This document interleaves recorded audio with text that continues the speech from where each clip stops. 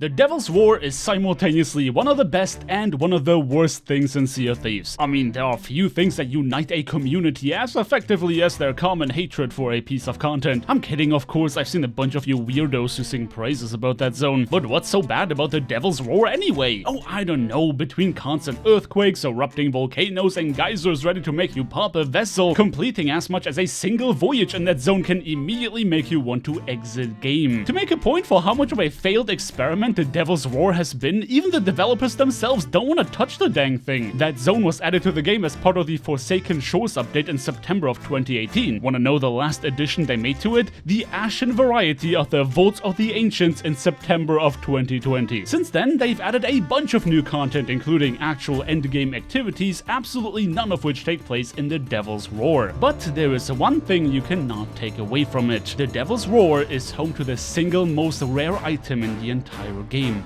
the Box of Wondrous Secrets. Treasure hunters across the globe have made way for these god-forsaken waters in hopes of snapping a screenshot of this oh-so-elusive piece of treasure. And that's what I tried to do as well. Against my better judgment, I've decided to spend an entire day in the Roar to show the lot of you what it's like to call this place home. And while we're at it, keep a watchful eye open for that Box of Wondrous Secrets. Just like you should keep a watchful eye open for our sponsor for today, Surfshark VPN. I don't know if you noticed, but there are a lot of anime influences in my videos. From some of the shots, to the music, to straight up references, none of which would be possible without the power of Surfshark VPN. Oh, you think I just get to watch things like Haikyuu and One Punch Man? Think again. It feels like every show worth watching is not available in my country, but with as little as 2 clicks, Surfshark can make it look like I am from somewhere else. And that doesn't just apply to Crunchyroll, where there is online video to be had. Licensing agreements will make sure you never get to see all of it, unless you have a VPN. With over 3,200 servers in 95 countries, you can unlock the entire breadth of content on your favorite video streaming platform. Oh, did I mention that you can install Surfshark VPN on an unlimited amount of devices with a single subscription? Because I think that is worth mentioning too. You can get all of that and more. Save 83% on your subscription and get 3 extra months for free simply by clicking the link in the description below and using my promo code ThisStoryGuy. So what are you waiting for? Create a more open internet for yourself today. Thanks a bunch to Surfshark VPN for sponsoring this video, and now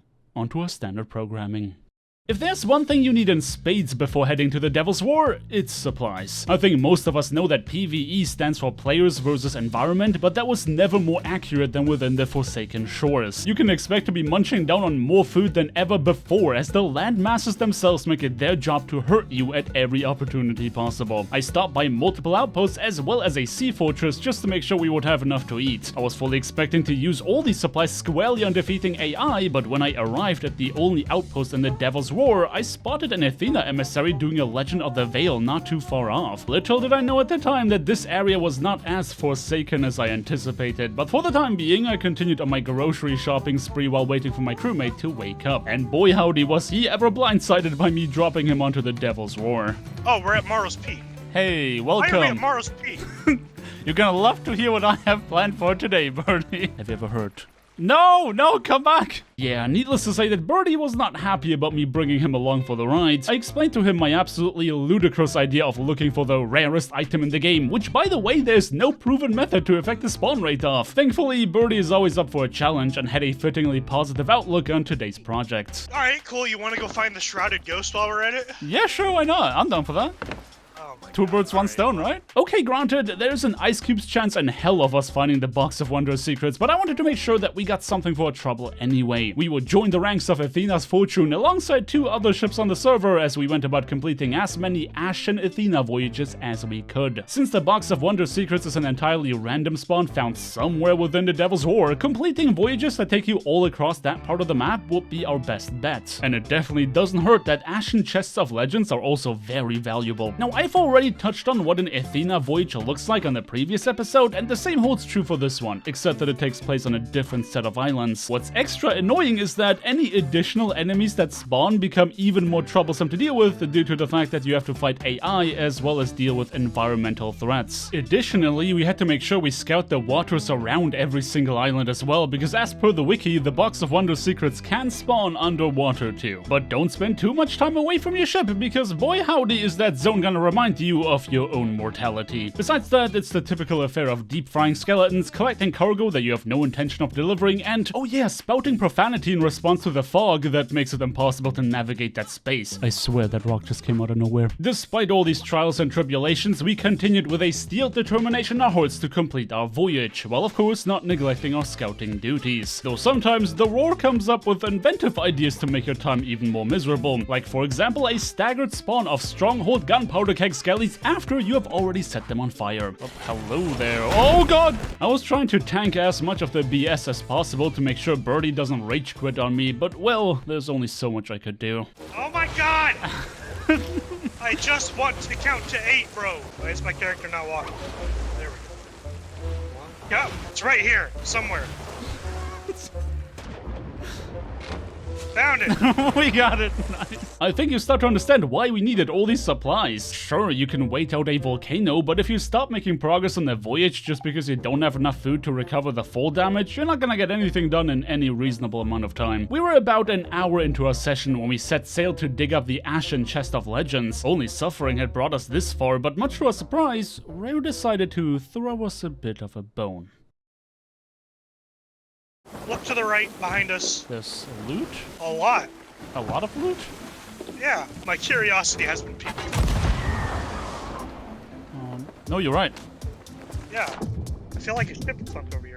It's sinking. Come over. Now, this is an extremely odd way to stumble across that amount of loot. We tried to puzzle together what happened here. First, we thought maybe this was a skelly ship because there were so many ammo pouches in the water. But there was one thing that spoke out against that theory. Yeah, these are... Wait. Yo, there's Athena stuff in these. What? How? Something about this didn't make sense. We thought that maybe the Athena emissary doing the Veil of the Ancients could have sunk here and dropped the loot, but the chest was still unopened by the time we fished them out. Also, why would they be so deep in the Devil's Roar anyway? There is no Ashen variety of that voyage, and as such, no reason I could see for them to sail around between Morrow's Peak and Galleon's Grave. Well, that wasn't a mystery we could solve, so we continued on our way to Fetcher's Rest, where we wanted to dig up our Athena chest, but after bestowing this random loot upon us, Rare decided to make that final dig as painful as possible. We eventually got our hands on the first chest of legends, securing the goods below deck before immediately plopping down another voyage to do it all over again. Honestly, we expected our entire day to be a repeat of what we just experienced, minus the random loot in the water. But the surprises kept coming because there was another ship sailing right towards us. Birdie wanted to go and say hi, but you know as well as me that we had loads of precious cargo on board that I did not want to lose. You want me to go say hello? I'm not entirely sure, because like, it's so conspicuous, right? Naked Sloop? Athena 1? I mean, he's not going away. Unless we sink him. You can tell that I was running an Athena emissary flag because I was definitely acting the part. Since that guy was beyond suspicious and refused to talk to either of us, I made the executive decision to sink his vessel. But we were about to learn why nobody ever wants to PvP in this zone. Oh, crap. Go back to the ship, Cliff. I got this. Are you sure? Oh boy. The Devil's Roar indiscriminately destroys anything and anyone around it. You thought we had already experienced the worst part of the zone? Our transgression of attacking a pacifist player had summoned the wrath of Rare themselves, meaning from now on, it will get so much worse. Oh, oh, oh! Oh, for what? My goodness. We still got so much to do here. Another volcano? You're trolling. Nope, never mind. Definitely not trolling. Got the hit wrench? What? Didn't get a hit. Bro! Bro! Why do I hear boss music? But get up here. Oh. Are you sure you need me for this, or? Whee! No shot. No shot. Oh my god! You know we're not gonna find this Box of Wondrous Secrets, right? I mean, not with that attitude. Oh shit! Oh Okay, shit! that's not fair, that's not fair, that's not fair, that's not fair! I'm sorry, Cliff. Bro, they've been chasing us for an hour. You saw that? You saw that, you right? Excuse... We got a stool! It's a stool. The first one of its kind. We got reputation for that? Yeah, for some reason it gives reputation. Yeah. Got it. Hey, Rank 5, thank Rank God. 5, let's go.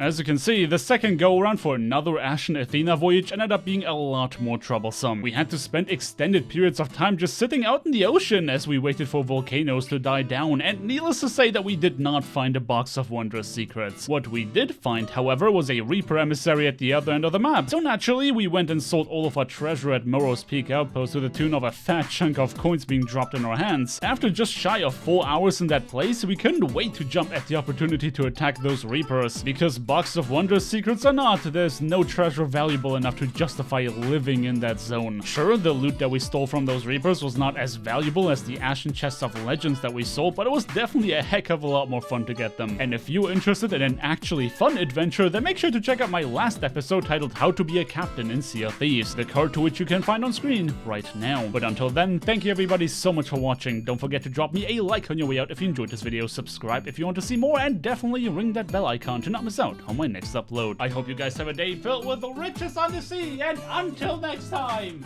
peace!